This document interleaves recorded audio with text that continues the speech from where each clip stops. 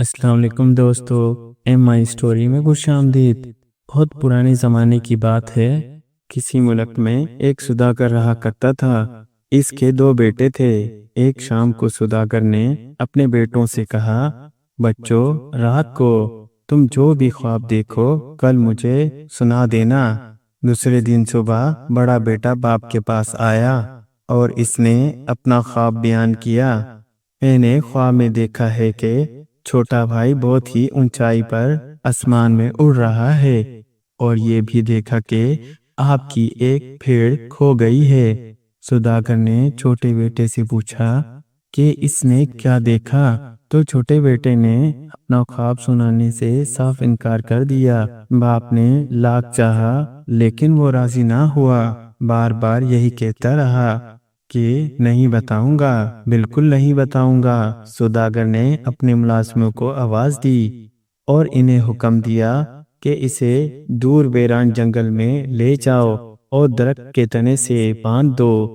ملازموں نے سوداگر کے حکم کے مطابق چھوٹے بیٹے کو ایک ویران جنگل میں لے جا کر ایک درخت کے تنے سے باندھ دیا۔ سورج کی تپش اور بھوک پیاس اور پھر رسیوں کی تکلیف سے اس کا برا حال ہونے لگا۔ اتفاق سے اس ویران جگہ سے ایک نوجوان شہزادے کا گزر ہوا۔ شہزادے نے سوداگر کے بیٹے کو اس حال میں دیکھا تو اسے رحم آ گیا۔ رسیاں کاٹ کر اسے آزاد کیا، پانی پلایا اور اپنے ساتھ محل لے گیا۔ محل میں شہزادے نے اس سے پوچھا کہ ویران جنگل میں تمہیں کس نے باندھا تھا؟ میرے والد مجھ سے خفا ہو گئے تھے۔ اس نے جواب دیا، تمہارا کیا قصور تھا؟ شہزادے نے پھر پوچھا، میں نے اپنا خواب سنانے سے انکار کر دیا تھا، بس وہی خطا ہو گئی۔ تمہارے والد عجیب آدمی ہیں، ذرا سی بات پر اتنی سخت سزا دے دی۔ آخر تمہیں خواب میں کیا دکھائی دیا تھا؟ شہزادے نے سوال کیا۔ یہ تو میں آپ کو نہیں بتاؤں گا۔ چھوٹے بیٹے نے جواب دیا، کیسے نہیں بتاؤ گے؟ میں تمہیں موت کے منہ سے چھڑا کر لایا ہوں اور تم میرے ساتھ اس طرح پیش آ رہے ہو۔ فوراً خواب بیان کرو ورنہ تمہارے ساتھ بہت برا ہوگا۔ شہزادے کو ایک دم غصہ آ گیا۔ اپنے والد کو نہیں بتایا تو آپ کو بھی نہیں بتاؤں گا۔ چھوٹا بیٹا اڑا رہا۔ چنانچہ شہزادے نے اسے کال کوٹھڑی میں بند کر دینے کا حکم دے دیا۔ 1 سال کا عرصہ گزر گیا۔ شہزادے نے شادی کرنے کا فیصلہ کیا اور دوسری ریاست کی شہزادی سے شادی کرنے کے لیے چل پڑا۔ شہزادے کی ایک چھوٹی بہن بھی تھی۔ ایک دن وہ گھومتے گھومتے کال کوٹھڑی کے پاس پہنچی۔ سوداگر کے چھوٹے بیٹے نے اسے کال کوٹھڑی کے ایک سوراخ سے دیکھ لیا اور چیخ چیخ کر کہا، شہزادی مجھ پر رحم فرما دیجئے، مجھے آزاد کر دیجئے، ہو سکتا ہے کہ میں آپ کے کام آ جاؤں۔ مجھے پتا ہے کہ آپ کا بھائی ایسی سلطنت کی شہزادی سے شادی کرنا چاہتا ہے جو بہت ہی ظالم اور چالاک ہے۔ میری مدد کے بغیر وہ یہ شادی نہیں کر سکتا۔ اس کی جان چلی جائے گی۔ اس سے پہلے بہت سے شادی کی امید ظالم شہزادی کی پیٹھ چڑھ چکے ہیں۔ تم میرے بھائی کی مدد کرنے کی ذمہ داری قبول کرتے ہو؟ شہزادی نے پوچھا، میں ضرور مدد کرتا، لیکن عقاب کے پر بندھے ہوئے ہیں، یعنی میں گرفتار ہوں۔ شہزادی نے فوراً اس کو کال کوٹھڑی سے آزاد کرنے کا حکم دے دیا۔ سوداگر کا بیٹا آزاد ہوتے ہی شہر گیا اور اپنے نام کے اور اپنی ہم شکل جیسے 12 لڑکے جمع کیے جو عمر اور قد کاٹ میں ایک جیسے تھے۔ لگتا تھا کہ وہ سب بھائی ہوں، یہاں تک کہ ان کی آواز، بال اور آنکھیں، رنگ بھی ایک جیسے تھے۔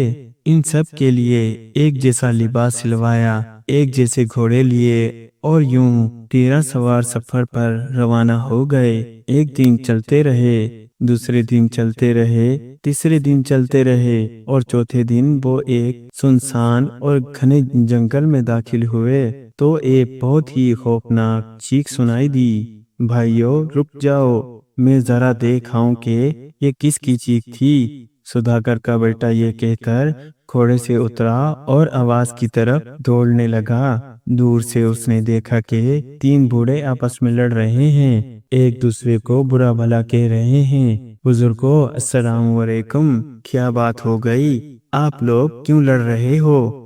अरे नौजवान, हमारे वालिद ने 3 जादू की चीजें छोड़ी हैं। एक टोपी जिसके पहनने वाला दूसरे को दिखाई नहीं देता, दूसरा उड़ने वाला कालीन और तीसरा तेज चलने वाले जूते। हम 70 साल से आपस में लड़ रहे हैं कि कौन क्या चीज लेगा और आज तक फैसला नहीं कर पाए। इनमें से एक बूढ़े ने सौदागर के बेटे को तफसील से बताया। आप लोग अगर इजाजत दें तो मैं ये चीजें आप तीनों में तकसीम कर दूं। जरूर हम पर यह मेहरबानी कर दो। तीनों एक साथ बोले। सौदागर के बेटे ने अपनी कमान निकाली, उसमें तीर लगाया और एक तरफ को छोड़ दिया, फिर दूसरा तीर लगाया और दूसरी तरफ छोड़ दिया और तीसरा तीर लगाया, तीसरी तरफ छोड़ दिया। इसके बाद एक बूढ़े को दाईं तरफ, दूसरी को बाईं तरफ और तीसरे को सामने जाने को कहा। जो भी पहले तीर ले आएगा उसे जादू की टोपी, दूसरे नंबर पर आने वाले को उड़ने वाली कालीन और तीसरे नंबर पर आने वाले को तेज चलने वाले जूते मिलेंगे। सौदागर के बेटे ने फैसला कर दिया। तीनों बूढ़े तीर की तलाश में दौड़ने लगे। सौदागर के बेटे ने तमाम जादू की चीजें जमा की और अपने हमशक्लों के पास पहुंच गया। उसने उनसे कहा, अपने अपने घोड़ों को आजाद कर दो और मेरे साथ उड़ने वाले कालीन पर बैठ जाओ। वो सब इस कालीन पर बैठ गए और उस शहजादी की सल्तनत की तरफ उड़ने लगे जिससे शहजादा शादी करना चाहता था। वो 13 हमशक्ल और शहजादा भी ये सब एक साथ शेर के दरवाजे पर पहुंचे। सौदागर के बेटे ने वहां शहजादे से कहा, हमें अपनी मुलाजमत में ले लो, हम तुम्हारे बहुत काम आएंगे और तुम्हारे हर हुक्म की तामील करेंगे। शहजादे ने सबको मुलाजिम रख लिया, किसी को खानसामा बनाकर, किसी को अस्तबल की देखभाल पर और किसी को घर की सफाई पर तो किसी को किसी और काम पर। दूसरे दिन सुबह शहजादा तैयार होकर अपनी शादी की बात करने शहजादी के महल पहुंचा। शहजादी बहुत ही गर्मजोशी से इससे मिली, इसकी बड़ी खातिर मदद की और पूछा कि किस मकसद से आए हो। शहजादे ने जवाब दिया कि तुमसे शादी करना चाहता हूँ। शहजादी ने कहा, वैसे तो मैं तैयार हूँ, लेकिन तुम्हें मेरी 3 मसले हल करने होंगे और अगर एक भी मसला हल ना कर पाए तो तुम्हारा सर तन से जुदा कर दूंगी। तुम तीनों मसले बताओ। शहजादे ने बेपरवाही से कहा, मेरे पास कल कुछ होगा, क्या होगा ये नहीं बताऊंगी। जो कुछ भी मेरे पास कल होगा तुम इसका जोड़ लेकर आओगे। ये पहला मसला था।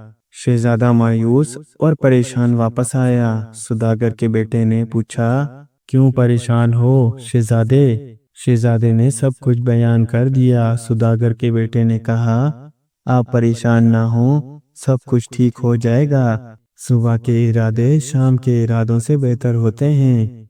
अभी तो और बड़ी मुसीबतें आएंगी। शहजादा आराम करने के लिए चला गया। सौदागर के बेटे ने जादू की टोपी सर पर रखी, तेज चलने वाले जूते पहने और शहजादी की ख्वाबगाह में दाखिल हो गया।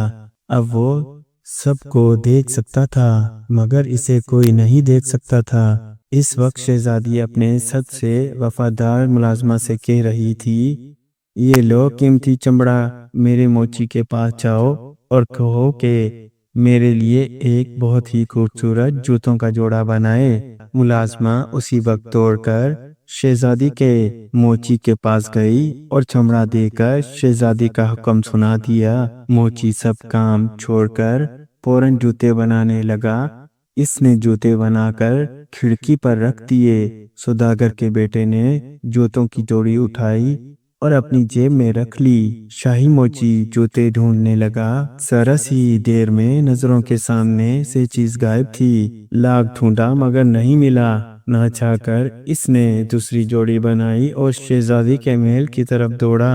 شہزادی کو موچی پر بہت غصہ آ رہا تھا کہ اس نے اتنی دیر لگا دی۔ موچی کو دیکھ کر اسے اطمینان ہوا اور اپنے سینے پر ہونے کا سامان نکالا اور جوتے پر چاندی کے تاروں سے کڑھائی کی اور ہیرے موتی ٹانکے۔ سوداگر کے بیٹے نے بھی دوسرا جوتا نکالا اور جیسا جیسا شہزادی کرتی جاتی تھی بالکل ویسا ہی اس نے کیا۔ جوتوں کا جوڑا تیار ہو گیا۔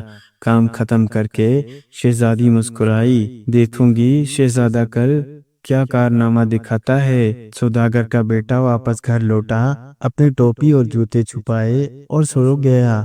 دوسرے دن اس نے شہزادے کو جگایا، اسے جوتا دیا اور کہا، یہ ہے جواب شہزادی کے سوال کا۔ شہزادہ نہا دھو کر اچھے کپڑے پہن کر شہزادی کے پاس پہنچا۔ محل میں پہلے سے تمام مہمان جمع تھے اور شہزادے کے آنے کا انتظار کر رہے تھے۔ جیسے ہی شہزادہ پہنچا موسیقی بجنے لگی۔ تمام لوگ اپنی اپنی جگہوں سے اٹھ کھڑے ہو گئے۔ شہزادی نے ایک جوتا نکالا جو قیمتی ہیرے جواہرات سے جگمگ کر رہا تھا۔ اس نے جوتا پاؤں میں پہنا اور مسکرا کر شہزادے سے بولی، کیا خیال ہے؟ آپ کا بہت ہی خوبصورت جوتا ہے، لیکن جوڑی نہیں ہے، صرف ایک ہی ہے۔ شہزادے نے کہا، بالکل ٹھیک فرماتی ہو، بہت ہی اچھا جوتا ہے، لیکن جوڑی نہ ہونے کی وجہ سے بیکار ہے۔ لگتا ہے کہ مجھے آپ کو یہ جوڑا تحفے میں دینا پڑے گا۔ یہ کہہ کر ویسا ہی دوسرا جوتا نکالا اور شہزادی کو پیش کیا۔ تمام مہمانوں نے گرم جوشی سے تالیاں بجائی اور کہا، بہت خوب، شہزادہ اس قابل ہے کہ شہزادی کے ساتھ شادی کر سکے۔ ابھی زیادہ خوش نہ ہو، شہزادہ میرا ایک اور مسئلے کا حل تلاش کرے، تب دیکھا جائے گا۔ شہزادی نے کہا۔ شہزادہ پہلے سے زیادہ پریشان اور رنج زدہ گھر لوٹا۔ سوداگر کے بیٹے نے مسئلہ پوچھا اور شہزادے سے کہا، آرام سے سو جاؤ، صبح کے ارادے شام کے ارادوں سے بہتر ہوتے ہیں۔ شہزادہ آرام کرنے چلا گیا۔ سوداگر کے بیٹے نے جادو کی ٹوپی اوڑھی، جادو کے جوتے پہنے اور شہزادی کی خوابگاہ میں پہنچ گیا۔ شہزادی نے اپنی وفادار ملازمہ کو بلایا اور کہا کہ شاہی مرغی خانے میں جا کر ایک مادہ بطخ لے آؤ۔ سوداگر کا بیٹا بھی ملازمہ کے پیچھے پیچھے مرغی خانے میں گیا۔ ملازمہ نے ایک مادہ بطخ کو پکڑا اور چل پڑی۔ سوداگر کے بیٹے نے ویسا ہی ایک نر لیا۔ ملازمہ نے بطخ شہزادی کو دیا۔ شہزادی نے بطخ کے جسم سے سارے پر کھینچ کر الگ کر دیے اور ان کی جگہ اس کے جسم پر ہیرے جواہرات جڑ دیے۔ سوداگر کے بیٹے نے بھی ویسا ہی کیا۔ دوسرے دن شہزادی نے تمام مہمانوں کے سامنے اپنا بطخ چھوڑا اور شہزادے سے پوچھا کہ کیا تم نے میری پہلی بوجھ لی ہے؟ بالکل بوجھ لی، اور فوراً ہی ویسی ہی بطخ کو چھوڑا اور کہا کہ اس کا جوڑ یہ ہے۔ تمام مہمان خوشی اور حیرت سے چیخ پڑے، ابھی خوشی کا موقع دور ہے، ابھی شہزادہ میری تیسری پہلی پوچھے گا۔ شام کو شہزادہ پہلے سے بھی زیادہ غم زدہ اور پریشان گھر لوٹا۔ سوداگر کے بیٹے نے کہا کہ شہزادے پریشان نہ ہو، جاؤ آرام کرو، صبح کے فیصلے شام کے فیصلوں سے بہتر ہوتے ہیں۔ شہزادہ آرام کرنے چلا گیا۔ سوداگر کے بیٹے نے جادوئی ٹوپی اور جوتے پہنے فوراً شہزادی کے خوابگاہ میں پہنچ گیا۔ شہزادی نیلے سمندر پر جانے کی تیاری کر رہی تھی، ساتھ ہی ساتھ سوداگر کا بیٹا بھی تھا۔ وہ بگھی میں بیٹھی اور گھوڑے کو سر پر دوڑانے لگی۔ سوداگر کا بیٹا تیز چلنے والے جوتوں کی مدد سے اس کے ساتھ تھا۔ شہزادی نے نیلے سمندر کے ساحل پر پہنچ کر سمندر دادا کو چیخ چیخ کر پکارا۔ سمندر میں بوچھال سا آ گیا اور تیز لہروں پر بوڑھا سمندر دادا ابھرا۔ اس کی داڑھی سنہری اور سر کے بال دو پہلے تھے۔ وہ پانی میں سے نکل کر ساحل پر آیا۔ میری پیاری سی پوتی، ایک عرصے بعد تمہیں دیکھ رہا ہوں، میرے تمام بال الجھ گئے ہیں، ذرا کنگھی تو کر دو۔ یہ کہہ کر سمندر دادا زمین پر اس کی گود میں سر رکھ کر لیٹ گیا۔ شہزادی اس کے سر میں کنگھی کرنے لگی۔ جب وہ گہری نیند سو گیا تو شہزادی نے اس کے سر سے 3 روپیلے بال نکال لیے۔ سوداگر کے بیٹے نے بھی بوڑھے سمندر دادا کی ایک بڑی سی لٹ اٹھائی۔ دادا تکلیف سے چیخ پڑا اور شہزادی پر ناراض ہونے لگا۔ شہزادی نے اس سے معافی مانگی اور کہا کہ بہت عرصے بعد کنگھی کر رہی ہوں، اس لیے تکلیف ہو رہی ہے۔ بوڑھا دوبارہ سو گیا تو شہزادی نے اس کی داڑھی میں سے آہستہ سے 3 سنہری بال اکھاڑ لیے۔ سوداگر کے بیٹے نے بڑے میاں کی داڑھی ہی اکھاڑ لی۔ بڑے میاں تکلیف سے چیخ اٹھے اور سمندر میں چھلانگ لگا دی۔ اب دیکھوں گی شہزادہ ایسے بال کہاں سے لائے گا، اور محل کی طرف چل پڑی۔ دوسرے دن محل میں تمام مہمان جمع تھے۔ شہزادہ بھی وقت پر پہنچ گیا۔ شہزادی نے شہزادے کو 3 سنہری اور 3 روپیلے بال دکھائے اور کہا، کیا کبھی تم نے ایسے بالوں والی حسینہ دیکھی ہے؟ شہزادے نے جواب دیا، یہ کون سی خاص بات ہے؟ یہ کہہ کر ایک بڑی سی لٹ سنہری بالوں کی اور 1 روپیلے بالوں کی شہزادی کو دے دی اور کہا، یہ تحفہ میری طرف سے لے لو۔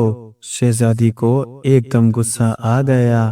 وہ اپنی خوابگاہ میں چلی گئی۔ اس نے اپنی جادو کی کتاب نکالی اور اس میں دیکھنے لگی کہ تمام پہیلیاں شہزادے نے خود بوجھی ہیں یا کسی اور نے اس کی مدد کی ہے۔ کتاب میں اس نے دیکھا کہ تمام پہیلیاں بوجھنے میں شہزادے کے ملازم سوداگر کے بیٹے نے مدد کی ہے۔ وہ واپس حال میں آئی اور کہنے لگی، اپنے سب سے قریبی ملازم کو میرے پاس بھیجو۔ میرے قریبی ملازم تو 13 ہیں، اس کو بھیجو جو سوداگر کا بیٹا ہے۔ وہ سب کے سب سوداگر کے بیٹے ہیں۔ اچھا، اگر ایسا ہے تو سب کو یہاں بلواؤ، میں تمہاری مدد کے بغیر اصل کو پکڑ لوں گی۔ شہزادی نے حکم دیا۔ چنانچہ شہزادے کے 12 کے 12 ہم شکل، ہم عمر، ہم قد اور ہم آواز ملازم محل میں داخل ہو گئے۔ تم میں سے کون بڑا ہے؟ شہزادی نے ان سے پوچھا۔ میں بڑا ہوں۔ شہزادی نے محسوس کیا کہ اس مسئلے کا حل آسان نہیں۔ اس نے حکم دیا کہ ان سب کے لیے شربت لاؤ۔ 11 عام گلاسوں میں شربت لایا گیا، مگر 12واں گلاس سونے کا تھا۔ انہیں جب شربت پیش کیا گیا تو وہ سب سونے کے گلاس پر ٹوٹ پڑے۔ سب نے کہا، میں اس گلاس سے پیوں گا۔ چنانچہ ان میں سے کوئی بھی شربت نہ پی سکا اور سارا شربت گر گیا۔ شہزادی نے سوچا کہ اس طرح تو وہ اصل ملازم کا پتہ کبھی نہ چلا سکے گی۔ اس نے حکم دیا کہ تمام ملازموں کو خوب اچھی طرح کھانا کھلایا جائے اور محل میں ان کے سونے کا انتظام کیا جائے۔ رات کو جب وہ سب ہم شکل اچھی طرح کھانا کھا چکے اور گہری نیند میں سو گئے تو شہزادی نے اپنی جادو کی کتاب کی مدد سے اصل سوداگر کے بیٹے کا پتہ لگایا اور اس کی ایک قلم کے بال کنپٹی پر سے کاٹ لیے تاکہ صبح اسے پھانسی دی جا سکے۔ صبح سویرے جب سوداگر کا بیٹا اٹھا اور آئینے میں اپنی شکل دیکھی تو اس کی ایک قلم کٹی ہوئی تھی۔ اس نے اپنے تمام ہم شکلوں کو جگایا اور کہا کہ جلدی سے وہ بھی اپنی وہی قلم کاٹ لے جو اس کی کٹی ہوئی تھی۔ تھوڑی ہی دیر بعد شہزادی کمرے میں آئی اور دیکھا کہ سب کی قلمیں صاف ہیں۔ وہ مایوس ہو گئی اور جادو کی کتاب کو آگ میں پھینک دیا۔ اب اس کے پاس سوا شہزادے سے شادی کر لے اور کوئی راستہ نہ تھا۔ شادی خوب دھوم دھام سے ہوئی۔ 3 دن تک تمام سلطنت میں شادی کی خوشیاں منائی گئی۔ دعوتیں ختم ہوئی تو شہزادے نے اپنی دلہن کے ساتھ اپنے ملک واپس جانے کا ارادہ کیا۔ اس نے اپنے ملازموں کو پہلے روانہ کر دیا۔ 13 ہم شکل شہر کے باہر آتے ہی قالین پر بیٹھے اور اڑنے لگے۔ جنگل میں وہ اسی جگہ پر پہنچے جہاں انہوں نے اپنے گھوڑے چھوڑے تھے۔ زمین پر اترتے ہی سوداگر کے بیٹے نے اپنے ساتھیوں سے کہا کہ سب اپنے گھوڑے ایک جگہ لے آئیں، میں ابھی آتا ہوں۔ یہ کہہ کر وہ گھنے جنگل میں اسی جگہ پہنچا جہاں اسے تینوں جادو کی چیزیں ملی تھی۔ ابھی وہاں وہ پہنچا ہی تھا کہ ایک طرف سے ایک بوڑھے کو دوڑ کر آتے دیکھا۔ سوداگر کے بیٹے نے اسے اڑنے والی قالین دے دی۔ تھوڑی دیر بعد دوسرا بوڑھا دوڑتا ہوا آیا، اسے جادو کی ٹوپی مل گئی اور آخر میں آنے والے کو تیز چلنے والے جوتے دیے گئے۔ پھر وہ واپس آیا تو اس کے سب ساتھی گھوڑوں کو تیار کر چکے تھے۔ اس کا بھی گھوڑا تیار تھا، وہ واپس اپنے ملک کی طرف چل پڑے۔ وہ سیدھا شہزادی کی خدمت میں حاضر ہوا اور تمام قصہ سنا دیا۔ شہزادی بہت خوش ہوئی کہ اس کے بھائی نے شادی کر لی۔ شہزادی نے سوداگر کے بیٹے سے پوچھا، اس کام کا تمہیں کیا معاوضہ دیا جائے؟ تو اس نے جواب دیا کہ مجھے دوبارہ کال کوٹڑی میں بند کر دیا جائے۔ شہزادی نے بہت کوشش کی کہ وہ کچھ اور مانگ لے، مگر سوداگر کا بیٹا نہ مانا۔ آخر اسے دوبارہ کال کوٹڑی میں ڈال دیا گیا۔ کچھ عرصے بعد شہزادہ اپنے ملک پہنچا، یہاں شادی کی خوشیاں دوبارہ منائی گئی۔ پھر شہزادے نے پوچھا، کہاں ہے میرا وفادار ملازم؟ وہ سوداگر کا بیٹا کال کوٹری میں بند ہے، جواب ملا۔ وہ کال کوٹری میں کیوں بند ہے؟ اسے کس نے کال کوٹری میں بند کرنے کا حکم دیا ہے؟ شہزادہ غصے سے گرجا۔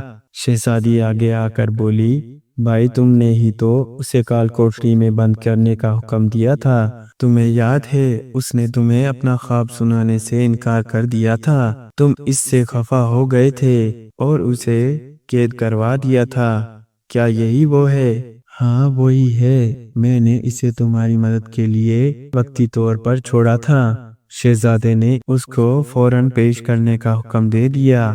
جیسے ہی سوداگر کا بیٹا سامنے آیا، شہزادہ اس سے لپٹ گیا اور اپنی غلطی کی معافی مانگنے لگا۔ سوداگر کے بیٹے نے کہا، جو کچھ میرے ساتھ ہوا اور جو کچھ میں نے آپ کے ساتھ کیا، یہی سب کچھ تو میں نے خواب میں دیکھا تھا، اسی لیے میں نے اپنا خواب آپ کو نہیں بتایا۔ شہزادے نے اسے انعام و اکرام سے نوازا، اسے اپنی حکومت میں ایک بڑا عہدہ دیا اور اپنے محل میں ہی رہنے کے لیے جگہ دے دی۔ سوداگر کے بیٹے نے اپنے والد اور بھائی کو بھی اپنے پاس بلوا لیا اور سب مل کر ہنسی خوشی رہنے لگے۔